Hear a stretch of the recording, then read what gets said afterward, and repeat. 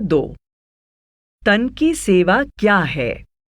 JP Vaswani फरमाते हैं, जो कुछ भी हमारे पास है, हमारा वक्त और हुनर, हमारी ताकत और तजुर्बा, हमारी दौलत और सियानत, हमारा ज्ञान और मान सम्मान, यहाँ तक कि हमारी जिंदगी भी हमारे ऊपर ऋण है, जिसे हमें उन लोगों में बांटना है जिन्हें इसकी हमसे ज्यादा जरूरत है। संतों की रूहानी खुशबू से प्रभावित होकर लोग बहुत बड़ी तादाद में उनकी ओर खिंचे चले आते हैं। आने वाले लोगों के रहने, उनके भोजन, साफ सुथरे स्नानघर और बीमारी की हालत में उनकी देखभाल के लिए अस्पताल और डॉक्टर आदि बहुत से इंतजाम करने पड़ते हैं। जब संगत की यह संख्या हजारों लाखों में होने लगती है तो उनकी बेशुमार जरूरतों का ध्यान रखना पड़ता है।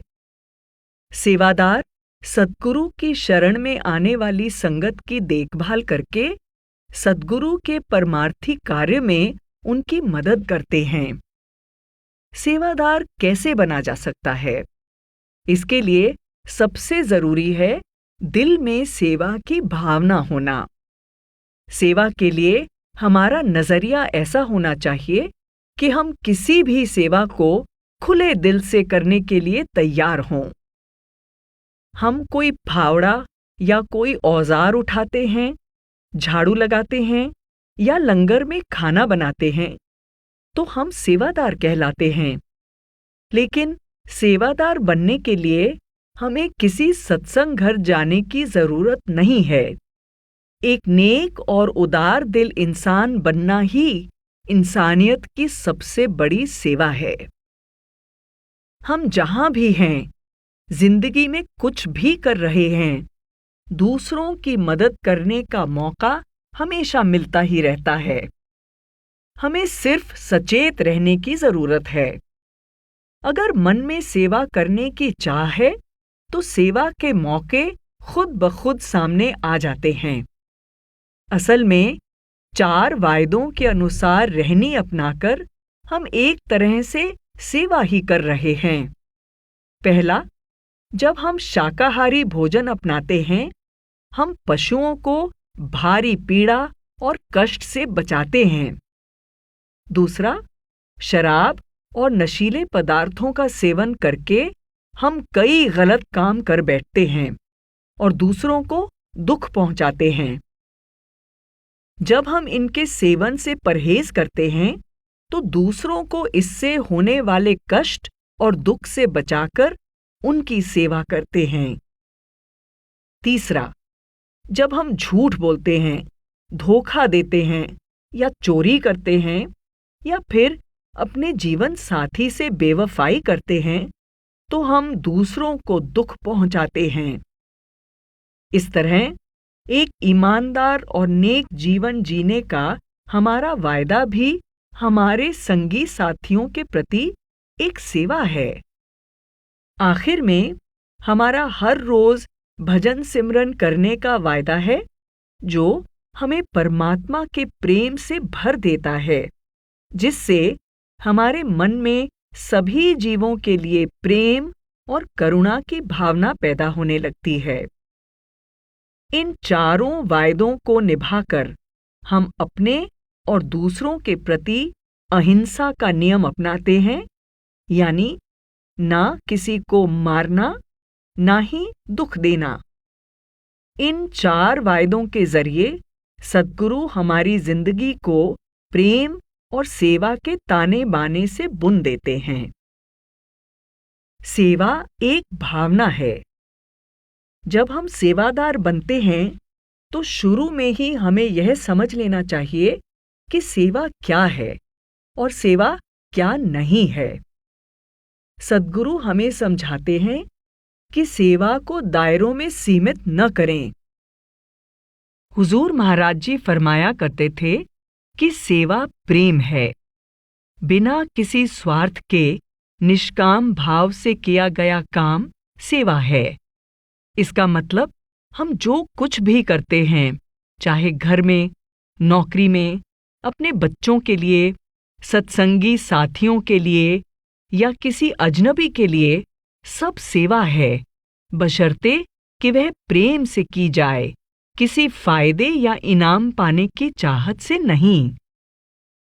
इस तरह सेवा मात्र कोई काम करना नहीं है, यह एक भावना है, किसी को कुछ देने या किसी के लिए कुछ करने की भावना।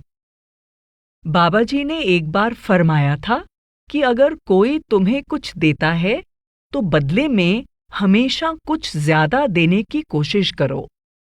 इस तरह जितना तुम्हें मिले हमेशा उससे ज्यादा दो। बड़े महाराज जी कहा करते थे कि हमारे हाथ हमेशा देने के लिए उठने चाहिए, लेने के लिए नहीं। एक बार एक लड़की ने अपने लोकल सत्संग घर में सेवा के लिए अर्जी दी। क्योंकि वह एक छोटा सत्संग घर था और वहां सेवा कम थी, इसलिए उसे कभी कभी ही सेवा का मौका मिलता था। लेकिन उसके मन में सेवा की बहुत तड़प थी। उसे अपने पड़ोस में झुग्गी झोंपड़ी में रहने वाले लोगों की हालत देखकर बहुत दुख होता था। वह उनकी मदद के लिए कुछ करना चाहती थी। आखिर उसने अपने कुछ दोस्तों को साथ लिया और बिना मुनाफे के काम करने की एक संस्था यानी NGO बनाई। हालांकि शुरू में काम ज्यादा नहीं था। वे सप्ताह में एक बार उन गरीबों को गर्म खाना खिलाते थे। धीरे धीरे जब वह उन लोगों को बेहतर जानने लगी तो उसे उनकी तरह तरह की समस्याओं का भी पता चलने लगा। बच्चों को किताबें और स्कूल की वर्दी की जरूरत थी। किसी बुजुर्ग महिला को दवाई की जरूरत थी। किसी परिवार के इकलौते कमाई करने वाले आदमी के दिल का ऑपरेशन होना था। दया भाव से प्रेरित होकर उस लड़की और उसके दोस्तों ने हर हफ्ते कुछ वक्त निकालकर चंदा इकट्ठा करना शुरू किया ताकि झुग्गी झोंपड़ी के जरूरतमंदों की मदद की जा सके। कुछ समय बाद उस लड़की ने सत्संग घर में सेवा छोड़ दी ताकि वह इन लोगों को ज्यादा वक्त दे पाए। डेरे में एक मीटिंग के दौरान किसी ने बाबा जी से पूछा कि क्या उसका यह काम अब भी सेवा में गिना जाएगा। बाबा जी ने फरमाया कि हम लोगों की यह धारणा गलत है कि सेवा किसी धार्मिक संस्था से ही जुड़ी है। उन्होंने कहा कि सेवा एक भावना है। कोई भी काम जब निष्काम भाव से किया जाए वह सेवा है। जब मां अपनी परवाह किए बिना बच्चे के लिए कुछ करती है तो वह भी सेवा है। उन्होंने फरमाया कि हम पैसे के लिए दफ्तर में नौकरी करते हैं, लेकिन अगर वहां अपने फर्ज से आगे बढ़कर निष्काम भाव से कुछ करते हैं तो वह भी सेवा है। सेवा निष्काम होती है। संत महात्मा निष्काम भाव से की गई सेवा को ही असली सेवा कहते हैं। निष का अर्थ है बिना और काम का मतलब है कामना, यानी बिना किसी निजी स्वार्थ के सिर्फ सेवा भाव से दूसरों की मदद करना। प्राचीन हिंदू साहित्य में एक दृष्टांत आता है। अर्जुन ने एक बार भगवान श्री कृष्ण से पूछा कि वह कर्ण को महान दानवीर क्यों समझते हैं। ध्यान दें, महाभारत में भगवान श्री कृष्ण अर्जुन के ममेरे भाई और आध्यात्मिक गुरु थे। कर्ण अर्जुन का मुख्य प्रतिद्वंदी था। कर्ण में ऐसा क्या है जो अर्जुन में नहीं? इसका जवाब देने के लिए श्री कृष्ण ने एक पहाड़ को सोने का बना दिया और अर्जुन से कहा कि वह इस सोने को पहाड़ की तलहटी में रहने वाले लोगों में बांट दे। काम की अहमियत को देखते हुए जोश में आकर अर्जुन पहाड़ खोद खोद कर सोना बांटने लगा। शुरू में वह गांव वालों द्वारा अपनी प्रशंसा और शुक्राने की बातें सुनकर बहुत खुश हुआ, लेकिन धीरे धीरे उसे महसूस होने लगा कि चाहे वह जितना भी पहाड़ क्यों न खोद ले, इसका सोना खत्म होने वाला नहीं है। थक हार कर उसने श्री कृष्ण से कहा कि अब उसे थोड़े आराम की जरूरत है। श्री कृष्ण ने यही काम कर्ण को सौंपा। कर्ण ने गांव वालों को बुलाया और कहा कि यह सोना भगवान श्री कृष्ण ने आप सभी को भेंट में दिया है। आप जितना चाहे सोना खोद कर ले जा सकते हैं। उसने गांव वालों की मदद के लिए अपने कुछ सैनिकों को इस काम में लगा दिया। इस कहानी में अर्जुन और कर्ण दोनों को सेवा का एक जैसा मौका दिया गया था, लेकिन कर्ण ने यह काम निष्काम भाव से किया। उसने न तो सोने के कीमती होने की परवाह की और न ही गांव वालों की नजरों में महान दाता बनने की। उसने केवल वही किया जो उसे करने के लिए कहा गया था। सेवा खत्म करके वह बिना किसी हिसाब किताब के, बिना किसी से कुछ उम्मीद रखे वापस चला गया। दूसरी तरफ जब अर्जुन को यह सेवा दी गई तो वह गांव वालों को खुद सोना बांटने के काम में लग गया, क्योंकि वह चाहता था कि उसकी प्रशंसा हो, उसे गौरव हासिल हो। इसलिए उसकी सेवा निष्काम नहीं थी। भगवत गीता में श्री कृष्ण द्वारा अर्जुन को दिए गए महत्वपूर्ण उपदेशों में से एक उपदेश यही है कि फल की इच्छा किए बिना कर्म करना चाहिए। कर्मण्येवाधिकारस्ते मा फलेषु कदाचन मा कर्मफल हेतुर्भूर मा ते संगोस्तव कर्मणि। श्रीमद् भगवद गीता। निष्काम सेवा के दो पहलू हैं, निस्वार्थ भाव और अनासक्ति, यानी बिना किसी लगाव के सेवा करना। निस्वार्थ भाव सेवा का मूल मंत्र है। जब हम सेवा करके किसी तरह का इनाम पाना चाहते हैं या अपनी शर्तें रखकर सेवा करते हैं, तो हम कुछ देते नहीं बल्कि कुछ लेते ही हैं। सेवा का असली मकसद है अपनी हौमे को बीच में लाए बिना निस्वार्थ भाव से देना। लेकिन संत महात्मा हमें इससे एक कदम और आगे जाने की प्रेरणा देते हैं, यानी न केवल निस्वार्थ भाव से सेवा करना बल्कि बेलाग होकर सेवा करना। यह दोनों बातें एक दूसरे की विरोधी दिखाई देती हैं। क्या सेवा करते वक्त हमारा दिल पूरी तरह उसमें नहीं होना चाहिए, या हमारे अंदर दूसरों के लिए हमदर्दी नहीं होनी चाहिए? सेवा के प्रति बेलाग रहने की क्या जरूरत है?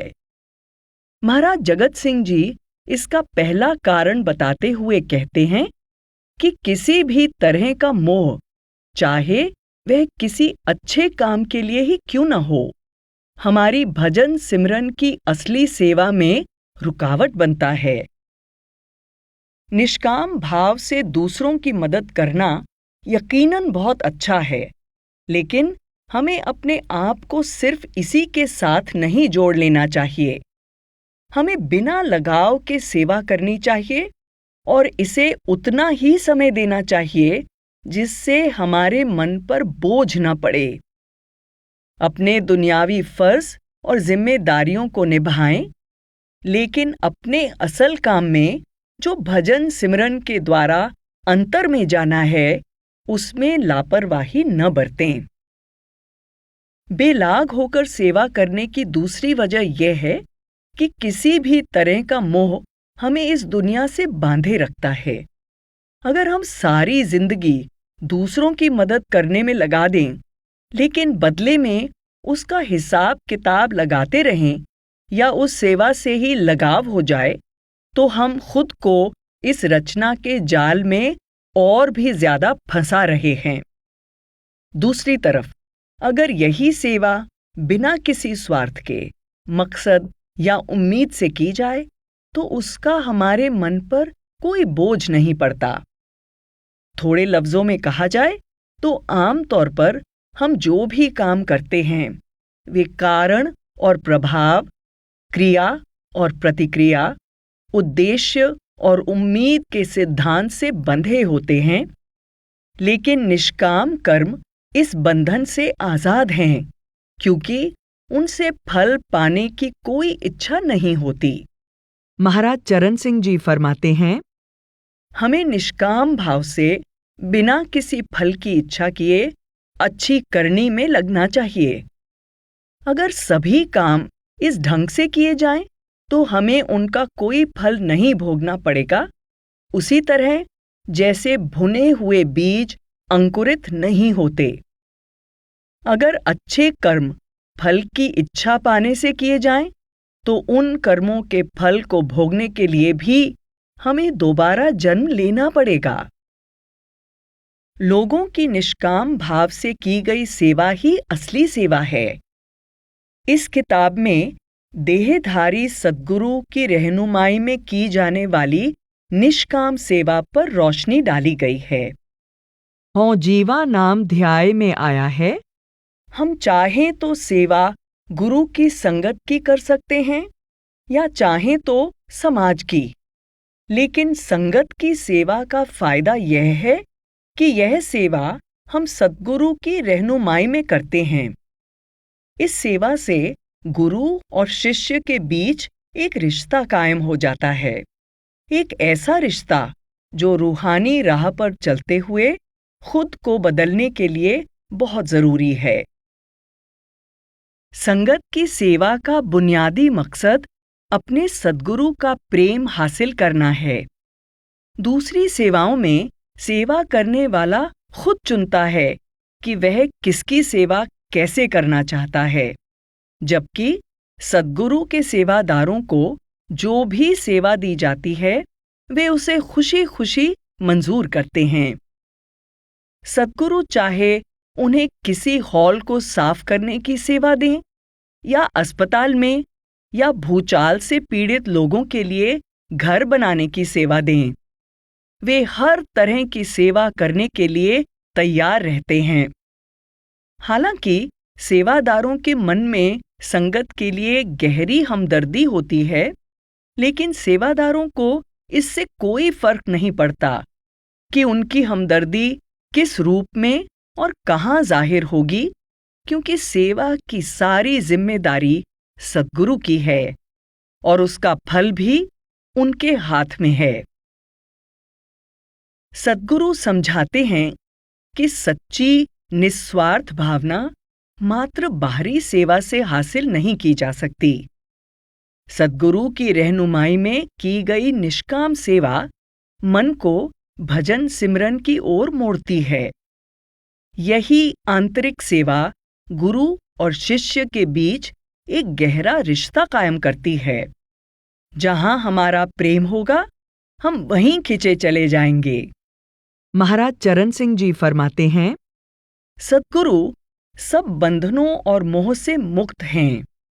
वे प्रेम की उमड़ती लहरों का अथाह समुद्र हैं।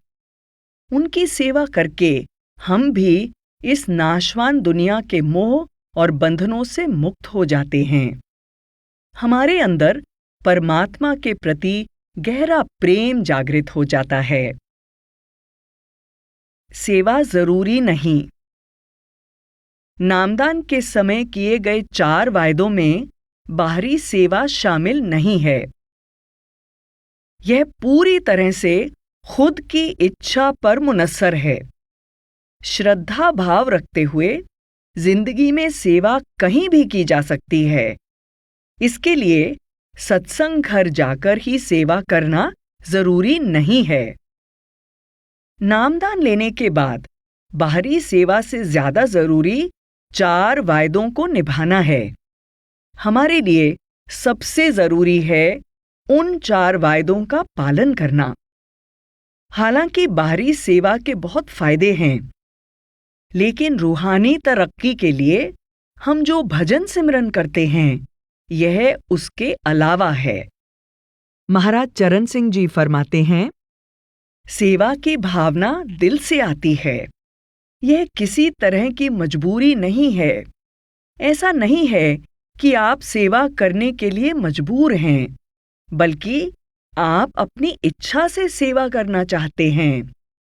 यह भावना अंतर से आनी चाहिए और सेवा करते हुए दिल में प्रेम भाव होना चाहिए। इसमें मजबूरी का भाव नहीं होना चाहिए। हमें यह न लगे कि सेवा हमें करनी पड़ रही है। सेवा कोई नौकरी नहीं है।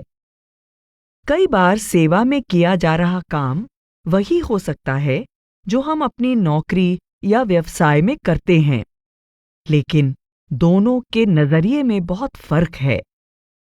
नौकरी में निश्चय ही कुछ लेन देन की या इनाम पाने की चाहत होती है। जो काम हम करते हैं उसके लिए तनख्वाह दी जाती है, और अगर हम ज्यादा मेहनत करके कुछ अच्छे परिणाम दिखाते हैं तो हमारी तनख्वाह बढ़ जाने की या हमारे ओहदे में तरक्की होने की संभावना होती है। लेकिन सेवा में हम तनख्वाह नहीं लेते और ना ही मेहनत के मुताबिक कुछ इनाम पाना चाहते हैं। हम अपनी सारी जिंदगी सेवा में लगा दें और हो सकता है कि हमें बाहरी तौर पर कोई फायदा दिखाई न दे, क्योंकि सेवा हम प्रेम में आकर करते हैं। नौकरी में हम अपने हुनर को बढ़ाते हैं, नई योग्यताएं सीखते हैं। नौकरी में यह जरूरी समझा जाता है कि हम अपना हुनर, अपनी कामयाबियां दूसरों को दिखाएं और उसके बदले प्रशंसा हासिल करें। हम मान बढ़ाई की तमन्ना रखते हैं, जबकि सेवा में हमारा मकसद अपने अहम या हौमे को मिटाना है। इसलिए हम अपनी कामयाबियों को जाहिर नहीं करते, अपने काम का दिखावा नहीं करते। नौकरी में महत्वाकांक्षी होना स्वाभाविक है। हमारी इच्छा होती है कि हम अपने ओहदे पर आगे बढ़ें, और अगर ऐसा न किया तो हमारी तरक्की रुक जाएगी। इसलिए सहकर्मियों में होड़ की भावना आम बात है। लेकिन सेवा में मुकाबले की भावना या महत्वाकांक्षा की कोई जगह नहीं। हमें जो भी सेवा दी जाए, हमें उसके लिए तैयार रहना चाहिए। हमें सेवा में अपने ओहदे की परवाह नहीं करनी चाहिए, क्योंकि सद्गुरु की नजर में सारी सेवाएं बराबर हैं। नौकरी में कई तरह की उम्मीदें और मांगें रखना स्वाभाविक है। मिसाल के तौर पर, अगर हम किसी कंपनी में किसी खास ओहदे पर पहुंच जाते हैं तो हम चाहते हैं कि हमारा प्रभाव और हमारा रुतबा दिखाई दे। जैसे पार्किंग में हमारे लिए खास जगह रखी जाए या हमें अपनी पसंद का ऑफिस मिले। अगर ऐसी उम्मीदें पूरी नहीं होती तो हम या तो उनका फैसला स्वीकार कर लेते हैं या फिर नौकरी छोड़कर किसी दूसरी कंपनी में चले जाते हैं। लेकिन सेवा में हम न कोई उम्मीद करते हैं और न ही अपने अधिकारों की मांग करते हैं। हम किसी खास सेवा के लिए दूसरी सेवाओं को मना नहीं करते। अगर हम ऐसी मांग रखते हैं और उनके पूरा न होने पर सेवा छोड़ने की धमकी देते हैं तो यह सेवा नहीं है। कुछ खास नौकरियों में नतीजों और आंकड़ों की काफी अहमियत होती है, जैसे उत्पादन की मात्रा, आमदनी, लाभ, बिक्री का लक्ष्य, प्रोत्साहन मिलना और कंपनी के शेयरों में बढ़ोतरी आदि। लेकिन सेवा में किसी तरह की गिनती नहीं होती। सद्गुरु कभी ऐसा नहीं चाहते कि हम उनके शिष्यों की संख्या बढ़ाने की कोशिश करें या हम ज्यादा से ज्यादा सत्संग घर खोलें। वह नहीं चाहते कि हम एक दूसरे से होड़ करें कि कौन ज्यादा काम कर रहा है। उनका ध्यान सिर्फ इस बात पर है कि हम बड़ी अच्छी तरह से संगत की सेवा करें। किसी भी नौकरी में इंसान के कौशल, काबिलियत और तजर्बे को बहुत अहमियत दी जाती है और उसे नौकरी के मुताबिक निपुणता हासिल करने के लिए बहुत मेहनत करनी पड़ती है। सेवा में कभी कभी ऐसा होता है, जैसे सॉफ्टवेयर लिखने के लिए कोई ऐसा व्यक्ति चाहिए जिसमें यह योग्यता हो, या फिर मेडिकल इमरजेंसी के लिए कोई योग्य डॉक्टर। लेकिन आम तौर पर बहुत सी सेवाओं में सेवादार उस काम की योग्यता नहीं रखते। तब हमारे सामने यह चुनौती होती है कि हम एक दूसरे की ताकत और कमजोरियों को ध्यान में रखते हुए बड़े सब्र, प्रेम, प्यार और आपसी सद्भाव से मिलजुल कर सेवा करें। आम तौर पर हम अपने व्यवसाय से इतना जुड़ जाते हैं कि कई तरह के जज्बात मन में उठने लगते हैं। हम किसी काम से नफरत करने लगते हैं तो कोई काम हमें अच्छा लगने लगता है। हम अपने आप को किसी खास ओहदे से जोड़ लेते हैं, लोगों की बातों से दुखी हो जाते हैं, प्रशंसा मिलने पर खुश हो जाते हैं, निंदा सुनकर तनाव में आ जाते हैं। लेकिन सद्गुरु हमें सेवा में लिप्त न होने की शिक्षा देते हैं। सिर्फ अपना काम करो और फल उसके हाथ में छोड़ दो जिसकी हम सेवा कर रहे हैं। नौकरी में हमारे मन में अपने बड़े अफसर के लिए या अपने से ऊंचे ओहदे वालों के लिए कोई ज्यादा प्रेम प्यार की भावना नहीं होती। उनके साथ संबंधों में निस्वार्थ भाव, समर्पण या शरण जैसे लफ्जों की कोई जगह नहीं होती। लेकिन सेवा तो दिल से की जाती है। हम अपने सद्गुरु से प्रेम करते हैं और अपने तन, मन और आत्मा से उनकी सेवा करना चाहते हैं। अब अगर कोई काम नौकरी में किया जाए और वही काम सेवा में किया जाए तो बाहरी तौर पर तो यह एक जैसा ही लगता है, लेकिन उनके प्रति हमारा नजरिया और हमारा मकसद अलग अलग होते हैं। हम में से बहुत से अपनी नौकरी खत्म करके सीधे सेवा पर आते हैं। इसलिए हमारे लिए अपने पेशे और सेवा में अंतर समझना बहुत जरूरी है। अगर हम सेवा में ऐसा बर्ताव करते हैं जैसे हम किसी कंपनी में काम कर रहे हैं और सेवा को अपनी नौकरी समझ लेते हैं, तो हम ऐसे फैसले ले लेते हैं जो सेवा में नहीं लेने चाहिए। ऐसे हालात में हम अपनी पसंद का डिपार्टमेंट चाहते हैं। हम अपना हक मांगने लगते हैं। हम अपनी कामयाबियों का दिखावा करने लगते हैं।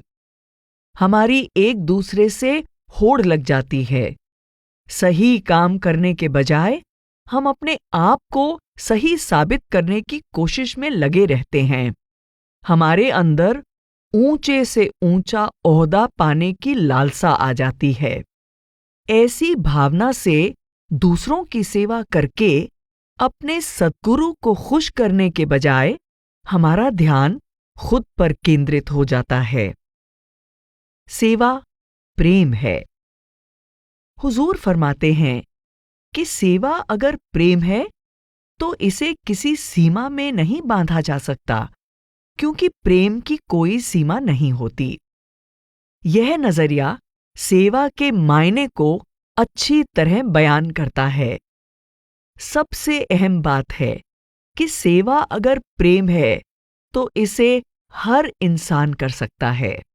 हम किसी को यह नहीं कह सकते कि तुम सेवा के काबिल नहीं हो, फिर तो हम प्यार के काबिल भी नहीं हैं।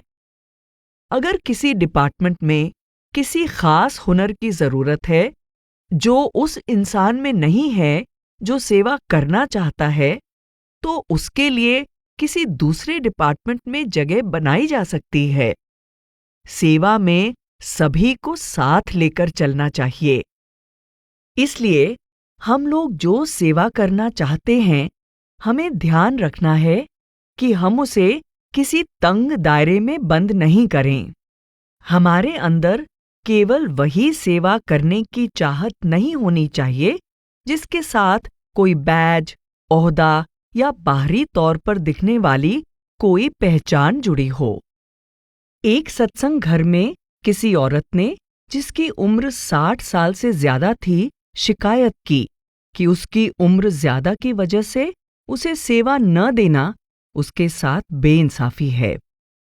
लेकिन उसी सत्संग घर में 80 साल से भी ज्यादा उम्र का आदमी, जिसकी कमर झुकी हुई थी, हर रविवार को सत्संग वाले दिन जल्दी आ जाता था। उसकी कोई पक्की सेवा नहीं थी। वह अपनी मर्जी से सत्संग हॉल में रखी हुई हर कुर्सी को बड़े प्यार से पोंछता और फिर उनको थोड़ा आगे पीछे खिसकाकर इस ढंग से रख देता ताकि वे सजी हुई और सीधी कतार में हो जाएं।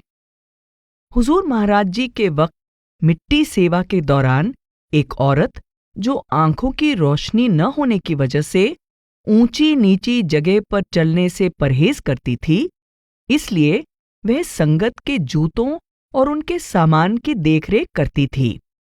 इसी तरह एक बुजुर्ग मिट्टी से भरी टोकरी ले जाने वालों और खाली टोकरी वापस लाने वालों की लाइन के बीच में खड़ा होकर बाईं तरफ चलो का इशारा करता रहता था।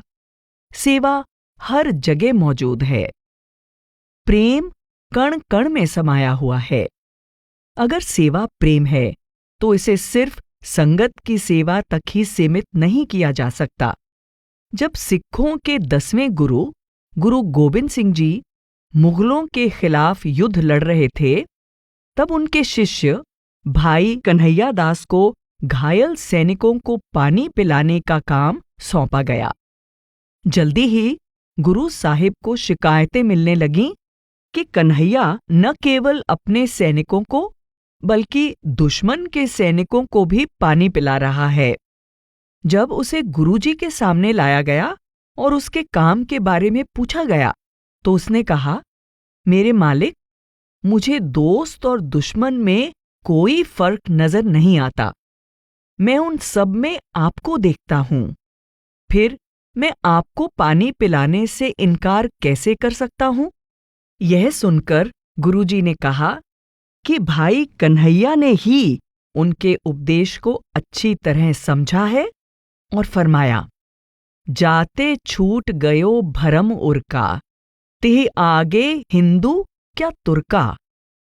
महाराज चरण सिंह जी फरमाते हैं, अगर हम परमात्मा से प्यार करते हैं तो उसकी रचना से भी प्यार करते हैं और हम उसकी रचना की सेवा भी करना चाहते हैं, क्योंकि हम परमात्मा के बनाए हर जीव में उसे देखते हैं। अगर सेवा प्रेम है तो एक सेवा दूसरी सेवा से कम या ज्यादा अहमियत नहीं रखती। प्रेम में कोई भेदभाव नहीं होता। भारतीय ग्रंथ रामायण में जब प्रभु राम की पत्नी सीता का लंका के राजा रावण ने अपहरण कर लिया तो उसे बचाने के लिए समुद्र पर पुल बनाना पड़ा ताकि लंका तक पहुंचा जा सके। राम की वानर सेना बड़ी बड़ी चट्टानें और पत्थर उठाकर पानी में डाल रही थी। सेवा भावना से प्रेरित होकर एक नन्ही गिलहरी छोटे छोटे कंकड़ उठाकर पत्थरों पर डालने लगी। वह पूरी श्रद्धा से अपना मामूली सा योगदान दे रही थी।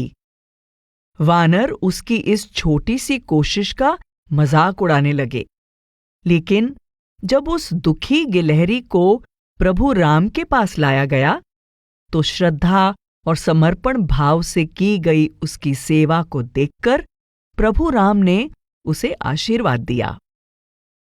मदर टेरेसा फरमाती हैं, हम सभी बड़े बड़े कार्य तो नहीं कर सकते, लेकिन हम छोटे छोटे कार्यों को प्रेम से तो कर सकते हैं। क्या प्रेम को मापा जा सकता है? कोई चाहे सेक्रेटरी हो, प्रतिनिधि हो या किसी बोर्ड का मुखिया हो। सद्गुरु की नजरों में उस सेवादार की अहमियत कड़कती धूप में घंटों सड़क पर खड़े ट्रैफिक कंट्रोल करने वाले सेवादार से ज्यादा नहीं है, जो सत्संग घर में आने वाली संगत का मार्गदर्शन करते हुए गाड़ियों के धुएं का सामना करता है। बाबा जी फरमाते हैं कि हम सब इस श्रृंखला की कड़ियां हैं और हर कड़ी श्रृंखला के लिए जरूरी है। हुजूर महाराज जी इस बात पर जोर दिया करते थे कि सेवा तो सेवा है, कोई सेवा छोटी या बड़ी नहीं होती। एक बार मिट्टी सेवा के दौरान एक विदेशी सत्संगी हुजूर महाराज जी के पास बैठा हुआ था। उन दिनों खड्डों और खाइयों में मिट्टी भरकर समतल बनाने के लिए हर साल लगभग 4 से 5 लाख क्यूबिक फुट मिट्टी खुदाई करके लाई जाती थी, ताकि सत्संग के लिए, लंगर और दूसरी कई इमारतें बनाने के लिए समतल जगह मिल सके। यह सब कार्य मशीनों द्वारा न करके सेवादारों द्वारा किया जाता था। वे एक जगह से मिट्टी की टोकरी भरकर उसे सिर पर उठाकर दूसरी जगह डालते थे।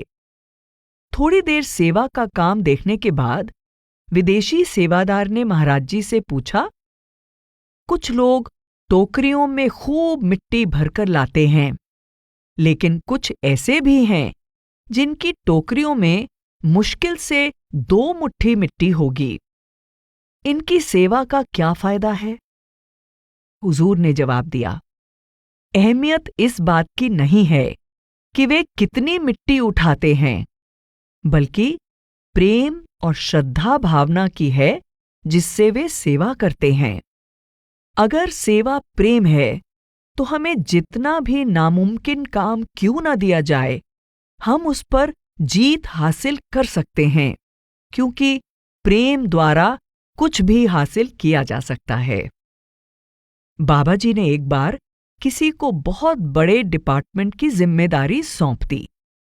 वह औरत खुश हुई और कहने लगी, मुझ में इतनी काबिलियत ही नहीं है, लगता है मुझे सीखने के लिए फिर से स्कूल जाना पड़ेगा। बाबा जी ने मुस्कुराते हुए कहा कि आपको क्या लगता है कि प्रेम को सीखने के लिए कहीं जाना पड़ेगा?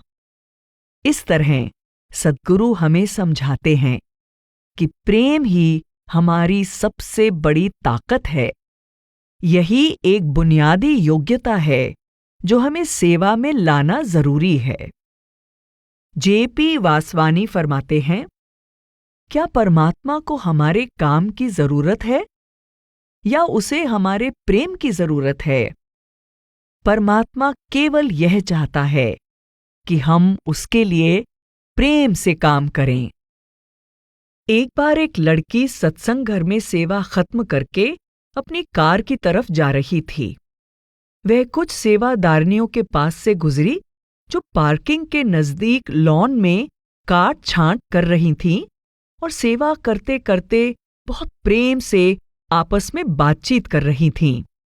अचानक बूंदाबांदी होने लगी।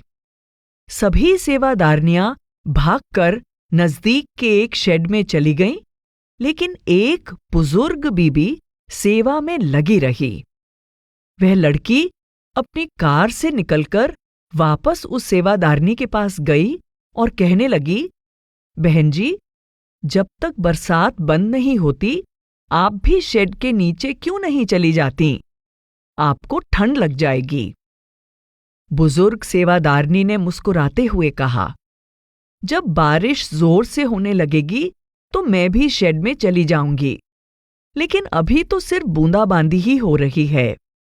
बेटा, मुझे सेवा कर लेने दो, यह तो मेरे सद्गुरु का दिया अमृत रूपी प्रसाद है। सेवा प्रेम है। लफ्जों द्वारा सेवा और इसके प्रभाव को बयान नहीं किया जा सकता। सेवा हर एक सेवादार का निजी और अनोखा सफर है। सेवा को सही मायनों में समझने के लिए हमें खुद इससे मिलने वाली खुशी और परेशानी का तजुर्बा करना होगा।